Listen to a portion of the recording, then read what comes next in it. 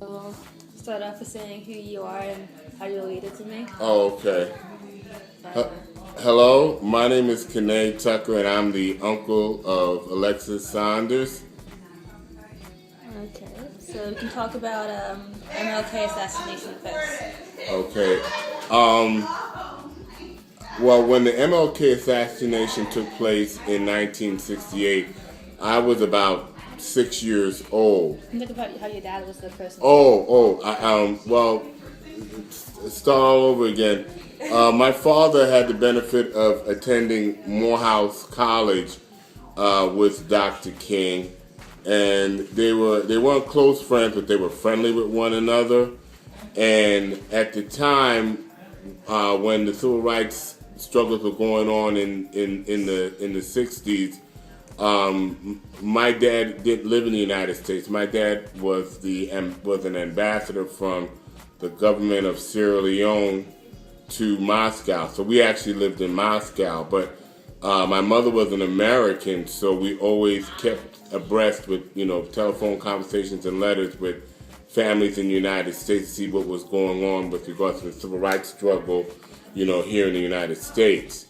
And when Dr. King was assassinated, it was a very, I remember the day like it was yesterday because my mother and father were basically in tears and they were crying. They were distraught, and they woke us all up, to let us know that Dr. King had passed away. It kind of affected my father because of the fact that this was somebody that he went to school with and knew and had similar friends, and that somebody his same age, would pass away, promoting peace, and he was killed, with an assassin's bullet. And just seeing the emotion of my mother and father, when he died, and then we would talk to, and then in the summers we would always make a trip to the United States to visit our families in the United States, and when we saw the carnage of the riots in Washington D.C., the effects of the King, assassination. You look back now, it took about 20 some odd years to revitalize and rebuild those areas in Washington D.C. So. The King assassination had a long-lasting effect, both socially and culturally, throughout the United States, and that's what I remember about the King assassination. Okay, and what about Robert, you said? Oh yeah. I was blessed to have parents that God gave me the opportunity to see a lot of the world. But prior to my father's assignment in the Soviet Union, my father was the first secretary for the mission. A mission is or a consulate is like a mini state, as an ambassador or a diplomat that one nation will have, say in the United States or wherever, and they conduct the business of that state in a particular country. So my dad was the first secretary, and so he coordinated a lot of the logistics with regards to getting African students that wanted an education in the United States to come, and he made a lot of connections with a lot of the historically black colleges, because he was a graduate of a historically black college, Morehouse College. But in that because he dealt a lot with the State Department, he got an opportunity to meet a lot of people in the Kennedy administration, and my mother and my mother and my father, had a relatively close relationship with the Kennedys, and and my brother. I was still a baby, but my brother and my sister would go to Hickory Hill, which was the Kennedy compound in Washington D.C. Well, outside of Washington D.C., and they would play with the Kennedy children. Well, so when Robert Kennedy was assassinated, months after Dr. King was assassinated, because my mother was still married to was married to a diplomat. The government didn't have funds to like send somebody in an official capacity, so my mother served as the representative from the government of Sierra Leone to represent them at the funeral of Robert Kennedy.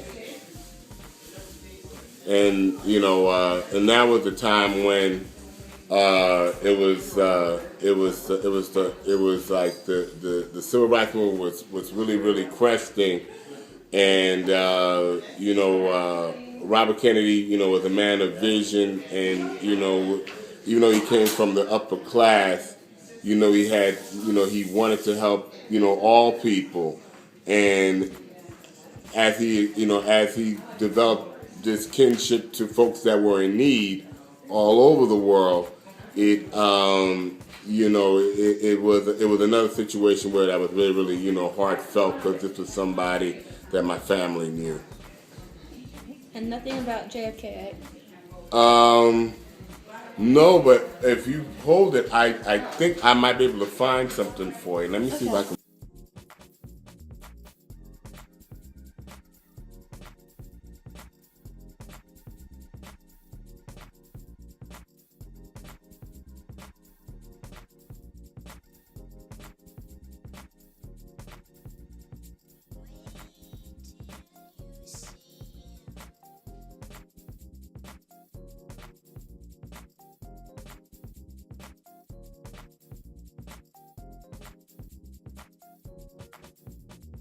To get used to. So how old were you when you came to America?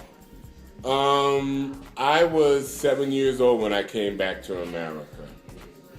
And so would you say that people like in Europe and places weren't as racist as Americans were at that time?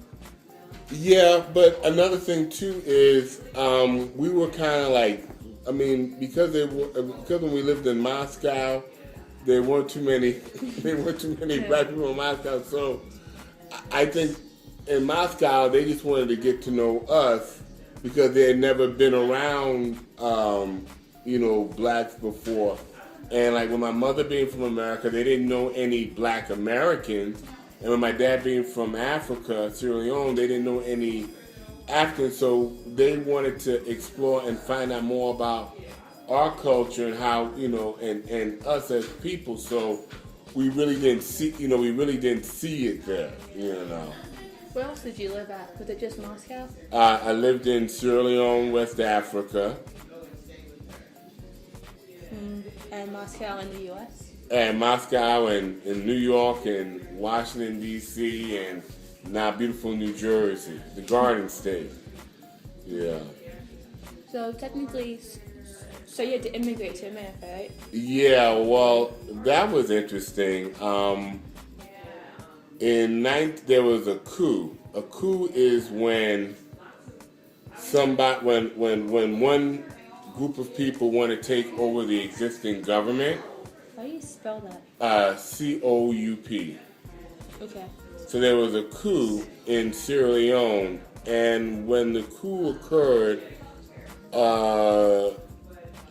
my father and a lot of his friends that helped establish the government of Sierra Leone. There was a new regime that came in, and so a lot of my father's friends were locked up and imprisoned. Some served 5 years, some served 3 years in prison. So because of the fact that my mother was an American and he had 3 American-born children,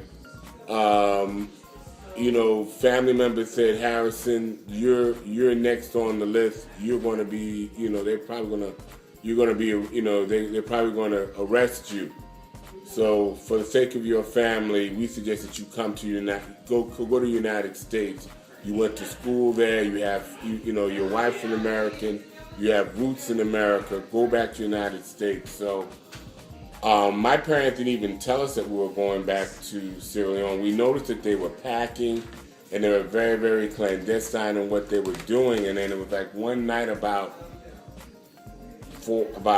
3 o'clock in the morning, our parents woke us up, and we went in the middle of the night, and we drove to Liberia, and we caught a plane to London, and we came to New York, but we didn't know this was going on. We knew that there was a lot of stress, and because family members were being arrested, but we just at the time we were young, we didn't know exactly what was going on, and for safety reasons and to protect his family, we came. My father and my mother decided it would be best to come back to the United States, and that's what brought us into the United States, but I like to say that I have the best of both worlds because I have a direct connection to my to my roots in Sierra Leone through my father and my family members, but at the same time, I also have a direct lineage to my African American side. So, as my mother would always like to tell me, you got the best of both worlds, and I'm blessed and privileged to have both experiences. Why did the coup thing happen? Well, in Africa and a lot of developing nations, if the army is not happy, nobody is happy.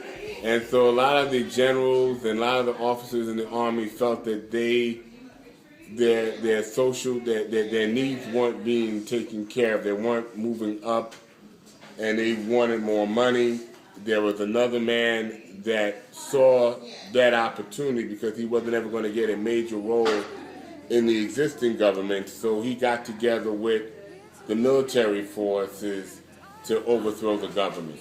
So is Africa's government more military ruled than government ruled, like our government? Well, you have to understand, Africa is not a country; it's a continent. Oh yeah. Yeah. So I mean, for the most part, there's democratic rule in most of the countries, but at the same time, there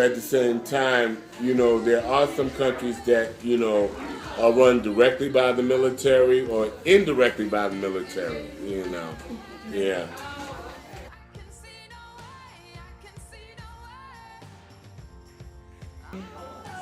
Is that all then? Oh, that's it. Okay. Mm-hmm. Say bye. Bye-bye. Nice talking to you.